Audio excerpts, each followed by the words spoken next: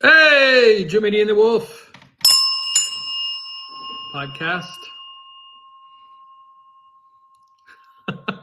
Oh, Oh, living the dream. I had a neighbor, so I'm getting annual rent checks from um South Dakota, and one of them was misdelivered, and it was delivered to a guy down the street from me who I've never met.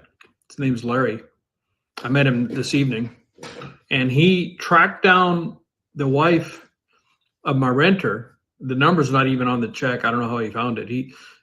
My renter said, I don't know how he found my wife's number, but he called him and he said, I have this check and it's not, I mean, it's a sizable check. And he said, I don't want to put it in anybody's mailbox. And so I got his number and I called him, and he was going to his son's baseball game. Really cool guy, Larry.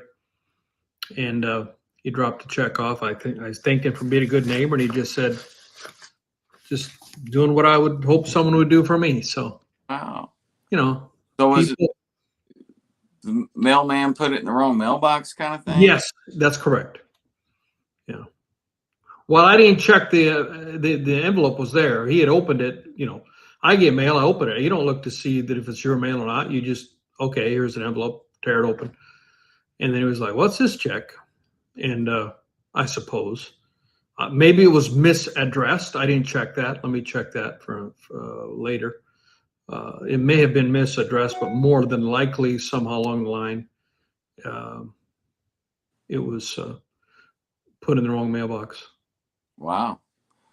I'm glad it found its way back to you. That could have been some massive confusion. And yeah. That message to your renter. Yeah, we're talking. There's. Do you know that there was I just read about this today, but apparently it happened in 2019, that 500 million Facebook users' data was stolen and put for free on the deep web, that anyone could get it. And not only did it have phone numbers, but it also had emails together. Wow. To log into Facebook. And that's really serious. That's why I don't even give my main number to, when I sign up for stuff, I don't even give my main number anymore. I have another number that I use because people now, they're doing SIM card swapping. If they have your email address, if they have both, that's a double whammy, because often confirmation stuff goes to your email address, and people are doing SIM card swapping. Yeah. And I think we might have talked about it in a previous podcast about this 16-year-old girl that this guy got obsessed with her, and docs got her account and everything, and she had millions of followers on TikTok. And he says, I'm only 5 miles from you. Let's meet and have sex. He's 16 years old. Imagine the fear of that. So, I mean, it's serious. So anyway, I mean, how I got on that is, fraudulent is everywhere, and it's stealing identity, and it's kind of serious. I mean, well, that's why I have a second phone, and only 6 people have the number, and 3 of them are my children. Smart man. And make that your main. I would suggest that you use that as your main login number for all your online banking and everything else. Yeah, so I mean, that's the thing they're after, right? When they do that, like when they steal these emails, are they just using a series of algorithms to passwords to banking accounts and stuff, or how's that even work? Well, with the SIM card, if you take a SIM card, I mean, I could take my SIM card, put it in your phone, and suddenly your phone would think it's my phone. You know what I mean? Suddenly it's Tim's phone, not Jimmy's phone. The SIM card is the brains, right? And you can swap that out from phone to phone. So what they do is that's why you never, even if you give out your number, you never give them who your carrier is, because I mean, thank God there's multiple carriers, not just one carrier. So they'd have to go to, let's say you have Verizon, let's just pick Verizon, and they know you're with Verizon. they find a way to contact Verizon and impersonate you and say, I need to have this phone swapped out so that the service goes to this other phone, not to the phone that you have in your possession. And then once they have that, then when they try to log in and say forgot password, send a double confirmation. You know, often there's two, what are they called, a double confirmation, where it has to go to text to your message. Well, they're controlling that because now they have your phone. And if they have your email, a lot of times the double confirmation goes to your email. If they have both, they can change everything up and change the password and get it. So they've just taken control of your stuff. Unbelievable. It's scary. You know, I can't believe that these mobile companies would allow, like Verizon or whatever it would be, that would make it so easy that they would allow this to happen. I don't know. I mean, they should make it incredibly difficult for people to change a SIM card. Well, it's not as if you can avoid doing everything online either. Right. The two-factor verification is supposed to be a big deal. That's supposed to, you know, if you get a text from your phone before you can log in. Every time I log into my bank, I have to either if they recognize my computer, the identification of my computer, then they know it's my computer. They would have to literally steal my computer and know the password of my computer. But that's not insignificant either. I mean, if people break into your house and get your computer, that's also part of it. But yeah, it's kind of scary. I mean, you know, passwords to things, and supposedly there's like the Bitcoin. They don't allow you to reset your password for the Bitcoin, and people have millions and millions and millions and hundreds of millions of dollars in an account, and they forget the password, and you only have like 3 login attempts, and they lock you out forever, and all your money's gone. There was a post that I saw where a guy had tried to guess his password and he only had 1 attempt left, and he said the amount of money in the account was like 130 million or something. I mean, it could have been a fabricated post. I mean, that would make a great TikTok post, I guess. Maybe it was all fabricated. I don't know, but 130 million, something like that. I don't remember the amount. But it was way more money than a guy could imagine that he had an account. And you would think that you would save your password, have it tattooed on the inside of your wrist or something. Well, yeah, if it's a company that once you do it wrong 3 times, you're out forever. Yeah. I mean, it just seems hard to believe that. So my roommate mentioned that he's been quite successful in Bitcoin. And I mentioned that to him, and he said, and he rattled off some stuff that I don't even understand, but he said it's not a problem. He's got an electronic wallet, or I don't know what all that is, but he said he's got that handled. That's never going to happen to him. And I was happy to hear that, because I would hate for him to lose the gains that he has made that way. But so apparently there are ways that you can safeguard that. He said something about electronic wallet. I don't know anything about it, but it's interesting because it's the coming world. And there's articles now about EFTs. You can literally, there's a guy who made an article about EFTs and sold it for, I think, over $1 million. Talk about life imitating art. So he wrote an article describing EFTs, electronic fungible tokens, which is everybody's talking about. And you track it, so that's a very unique thing, so that every time it's sold, it's tracked in the blockchain. He wrote an article and then sold that article that was talking about what he was selling for over $1 million. Somebody paid over $1 million for an EFT for the article about EFTs. Unreal.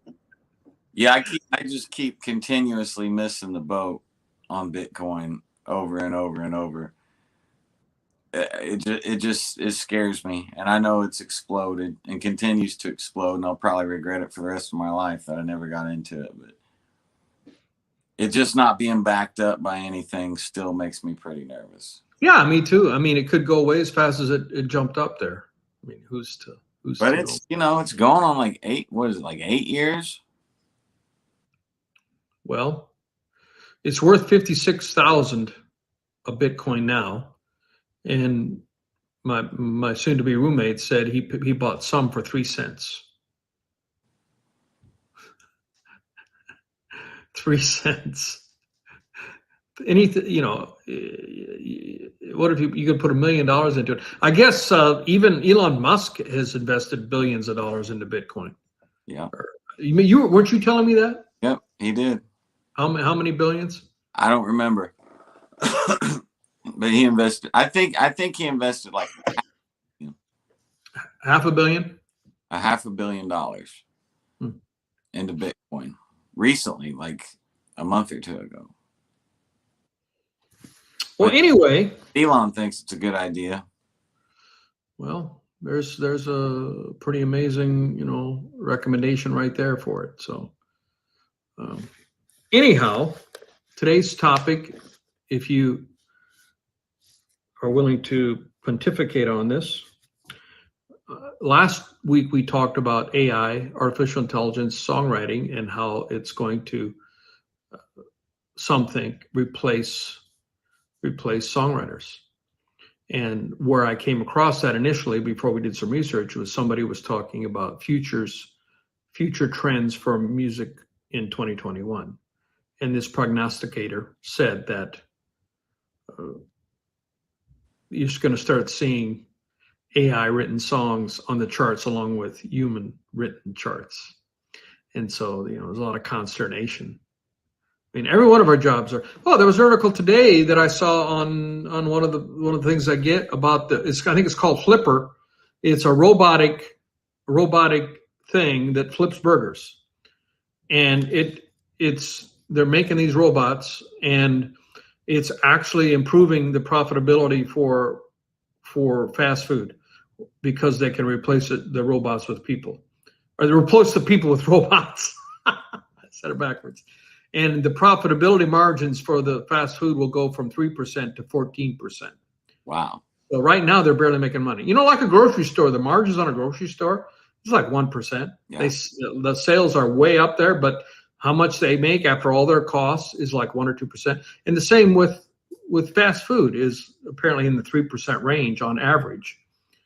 I mean, a lot of sales, but the costs, the competition is pretty tough. So you got to reduce labor. A lot of labor, but with these robots, it can go to 14%, which is a pretty healthy. I mean, if you keep the same sales and you've just increased that's all gravy. That's all money. So a lot of things happening. But this article that came across my desk, AI software creates new Nirvana song, Drowned in the Sun. And I listened to it and it was pretty good. Now, it sounds like more than it is. The headline makes you think, oh my gosh. First of all, a human being sang it. And the person who sang it is a Kurt Cobain impersonator. Just like we've had Elvis impersonators, now I guess we've got Kurt Cobain impersonators and probably every kind of impersonator. He plays technically he's in a Nirvana tribute band. This guy from Atlanta that is a Nirvana tribute. So he sang it, and what they did, and it's this project called the Lost Tapes of the 27 Club, and they're using AI to create songs in the style of musicians who died at the age of 27. Is Robert Johnson involved in that? Was Robert Johnson 27 when he died too? Was he the first one? I didn't realize he was 27 when he died. He was 27. Wow. Huh.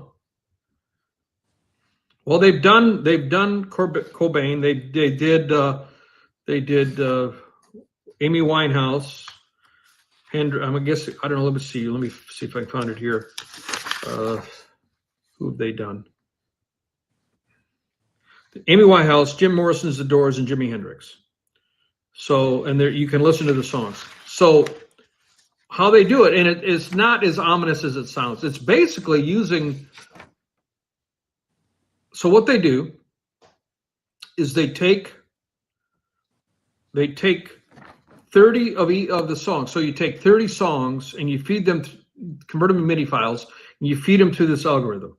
but you can't send just the entire song because the algorithm isn't smart enough to decipher. So you have to break down aspects of the song. So here's a quote from Sean O'Connor, who's on the board of directors of this company, Over the Bridge, which is a Toronto organization that helps members of the music industry struggling with mental illness. So we took 20 to 30 songs of each of our artists as MIDI files and broke them down to just the hook, the solo, vocal melody, rhythm guitar, all these different parts, and put each of them through one at a time. If you put the whole song through, the program starts to get really confused on what it's supposed to sound like. But if you just have a bunch of riffs, you sort of put about 5 minutes of new AI written riffs, 90% of which is really bad and unlistenable. So you start listening through and just finding little moments that are interesting. So the human aspect of this, like we talked about last week, is very intense. So it's basically, it's kind of like, I mean, this kind of thing has been around for a long time. I mean, the songwriting technique is you take a bunch of words, you cut them up, and you put them in a hat, and you pull them out, and you get random order. It's nothing more than an electronic way of doing that in a way, a more advanced way of doing it. So it's not replacing songwriting. And so they then, to generate the lyrics, they used an artificial neural network in a similar manner, and they created a song. It's a pretty good song, actually. I listened to the one where the guy who sang it is a guy from Atlanta who's in a Nirvana tribute band. His name is Eric Hogan, frontman for a Nirvana tribute band. And so he sang it, and of course he does a pretty good job. And it was a pretty good song. I didn't listen to the other ones yet, but you can listen to a Jimi Hendrix one, and Amy Winehouse and Jim Morrison and the Doors, and they've created these songs. But they said, this was a quote from one of the reps. He said, a lot of people may think AI is going to replace musicians at some point, but at this point, the number of humans that are required just to get to a point where a song is listenable is really quite significant. So you got to wade through, I mean, you're looking for gold amongst a whole bunch of crap. And it puts things together. I think we talked about this last week.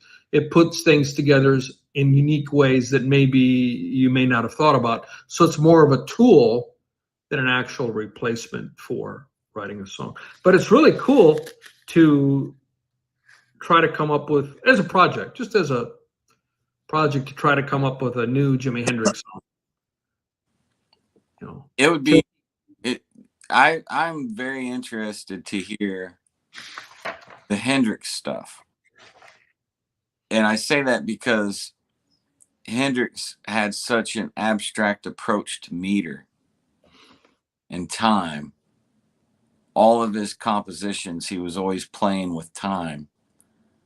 And, you know, lots of stuff moved and fluctuated. It'd speed up and slow down. And, dynamics within a measure kind of thing. So I'd be really interested to hear the Hendrix stuff, because really, like all of those artists, I know Nirvana recorded a lot of stuff on the grid or with the metronome. That seems more plausible to me for an AI interpretation of a Nirvana song than an AI interpretation of a Hendrix song. That's why I asked about Robert Johnson, because it's like AI Delta Blues sounds to me like it would be the most painful thing ever. Well, Robert Johnson wasn't mentioned in this article, but that doesn't mean they won't do it in the future. Right. They're just getting started with this stuff, really. I mean, they're just scratching the surface of what it can do. So to your point, the quote, the new compositions were made by, quote, examining each artist's note choices, rhythmic quirks, you were talking about, and preferences for harmony in the MIDI file. So it tried to look at Hendrix's rhythmic quirks, but how good is the software to understand exactly what he was doing? That's the question. I mean, is the software strong enough to really understand the level of sophistication that Hendrix was doing? That's proof is in the pudding. So I did send you the link, and The Hendrix song is called "You're Gonna Kill Me." Maybe I guess they probably fed at least the song. Oh, no, I can't even think of it. Where the guy talks about what's the big Hendrix song that he covered? All on the Watchtower. No. Boom, boom, boom, boom, boom, boom, boom, boom. Oh, Hey Joe. Yeah, Hey Joe. Yeah. So it's maybe a Hey Joe ripoff. You know, because Hey Joe's about like, committing murder, right? You're gonna kill me. So they said, "Oh, here's a concept." He writes about murder, so we're gonna write a song about that. I'm just extrapolating. I don't know. The Doors. The name of the Doors song is "The Roads Are Alive." That sounds like, I think Morrison could have wrote that. Absolutely, yes. And Amy Winehouse was "Man I Know," and Nirvana "Drowned in the Sun." So those are the titles of the song. Now the AI did come up with the lyrics, so that's pretty sophisticated that they can do that. But they had to have a human being sing them. It doesn't say who sang the other ones other than the Nirvana one. But I'm sure they were found artists who sounded like the original artist. That's probably what they did. So. Well, I think that AI will ultimately put, people flipping hamburgers.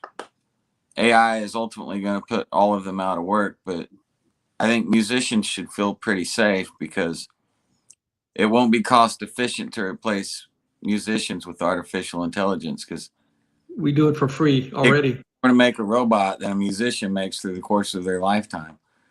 I don't think it's going to be like the end of songwriters or anything like that. We're still safe. Yeah, the economic. We'll be the last ones to go. Yes.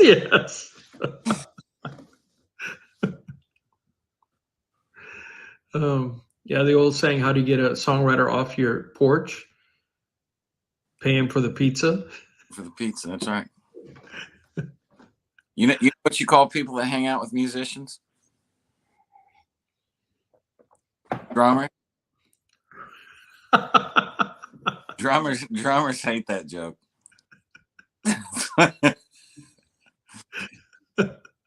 got a million of them, dude. A lot of them I can't tell on here, but we'll have tell the clean ones. Let's hear more. Come on, let's go. Have a little a musician's joke session sometime soon because some of them are really, really bad. You know how many bass players it takes to screw in a light bulb? No. They don't have to. The keyboard player does it with his left hand. That's one of my favorite ones. Well, I mean, just think of development of music. Well, if people implement it properly, it's going to be a blessing. Right. I mean, it's just another tool. But anyway, talk about a bass player. When I watched Woodstock and the film, I mean, I wasn't at Woodstock, but the film about Woodstock, which was 1969, and what was going through my mind, maybe a bizarre thought process, but there's a bass guitar on all those bands. They all had a bass guitar that was being played in those bands. And that instrument had only been invented, 15 years before that? I'm not really giving that much thought, but you're right. The electric bass. There was no pedagogy. I mean, you have to develop the rules and I think the sophisticated term, they call it pedagogy for an instrument. I mean, it's a whole different instrument than an upright bass. I mean, some people play both. They're both bass, but the function, how to play them, and how they function in a band, I feel is, what do you tell me if you agree or disagree? Well, it's blowing to me sitting here thinking about it, because I never thought about that really. I mean, when Woodstock happened, the solid body guitar and the electric bass were less than 20 years old. Absolutely. We were talking 2000. You know, Nirvana was long gone by 2000. You know, and if you look back to 2000, it doesn't seem that long ago. Sure. Or maybe even 2005. Is 2005 that ancient of music? Not really. So, you know, that all of that, I mean, that guitar had become, and bass had become, I mean, it radically changed music, the electrification of it, and all these amp companies, you know, the Marshall stacks. You see the rolls of the Marshall stacks. That company wasn't even 10 years old, or well, I don't know the history of it when they actually started, but where Marshall was Marshall, that they actually less than, I mean, they didn't start making 62 maybe, that they actually have started to have a need for them. Right. And these are guitar players said, need more power, need more power. Okay, you had 50 watts. Then I had 100 watts, and you just keep more power, need more power. And the Voxes would go into flames on stage and burn up, and crazy times in the 60s. And that was only, you know, culminated really in a way, kind of an end of an era, 1969. And all that stuff really had less than 10 years to develop. And it was fully formed by 1969. It's still I mean, my favorite music ever is from that era. Yeah. And all that came about in such a short period of time. I mean, that just always blows my mind. But I don't know why the electric guitar, I mean, I'm a guitarist primarily, but for some reason I was fascinated with the whole bass thing. Because these people are up there playing their bass guitar, and it was like a brand new, how do they even know how to do it? What were the practices? Who taught them how to play? That's why That's why it was so good. They didn't. Yeah. The learning is in the process. That's the whole thing. They didn't know what they were doing. They were just banging around figuring it out. I mean, think about bass techniques. What has developed since the 60s? And nothing really. Had like Entwistle and like the thunder bass thing. Well, okay, you got the popping and the Bootsy was doing that in the 60s. Was he? Sure. James Brown. Yeah. I think it was all pretty much, when it comes to something that requires facility, it had all run its course by 69. It had all already been done pretty much. And that it's arguably it had all been done with the guitar as well. Yeah. Yeah. Well, I mean, you know, you got Halen, you know, came along and made the tapping thing. He didn't invent it. He was always clear to say that he did not invent it, but he really streamlined it and perfected it. That was one innovation, you have to say, came about. And people have gotten faster. I mean, there are shredders, you know, that can cover, you know, speed has been elevated. There are people who can play it, you know, substantially faster notes per second. They can play it faster than you can hear. You know, so for the facility, as far as that goes, shredding, it has continued to advance, I feel, on guitar anyway. Yeah, there's been some innovative stuff happen since, but you can argue the point that nobody's picked up the ball and moved it since Hendrix. Well, you know, I agree with you. Hendrix is one of my big three pillars, but you'll hear a lot of some people, especially younger folks, saying there's got to be somebody who's better since. I mean, I remember having this conversation with a friend who's probably about your age, and he just wasn't hearing it. He was not going to hear it. That Hendrix is the best guitar. There's got to be people since that are better. Well, he's the most innovative. So necessity, you know, he was using Sun amps, and they kind of made the Marshalls for him, the bigger ones, the 100-watt ones, because he was tired of blowing up the speakers in his Sun amplifiers. And Sun was the tops back then. Sorry, man. My cat's doing something crazy over there. I don't. Which one? It's my cat, Kenny. The kitty. Oh, Kenny. Yeah, a female cat named Kenny. Because when Kenny. I want to see Kenny because Kenny will probably has gotten a lot bigger since I last saw her. Well, Kenny's pretty much forever a kitten. I don't think she's gonna grow anymore. She's probably about the same size she was the last time you saw her. Yeah, she's pretty, dude. But I named her Kenny, and then we found out after we had her for like 3 months it was a girl. We still call her Kenny. And then you got Jake with the dog with beautiful 2 different color eyes. Right, looks like a possum. Cat scratch fever. Jeff, hey Fedge, how you doing, man? He's on here.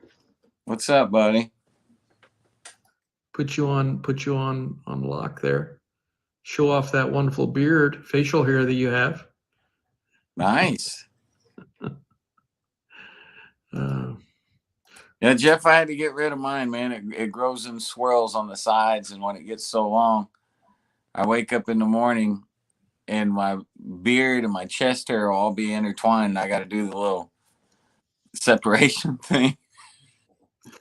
That's when I know it's time to get rid of it.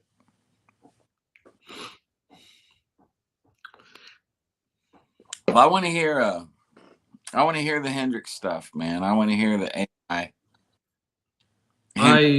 and what their interpretations were of how he approached time, and really how Mitch Mitchell approached time. I mean, Mitch Mitchell was holding the whole thing together. Right.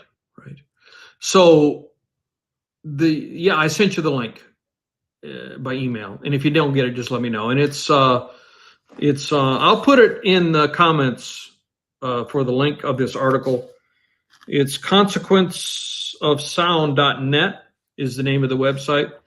Consequenceofsound.net, but I'll put the link down below if anybody wants to listen to that. It's just interesting. I mean, it's I don't think it's threatening songwriters. I mean, as they said in the article, the amount of human effort it took to get it to the listening stage.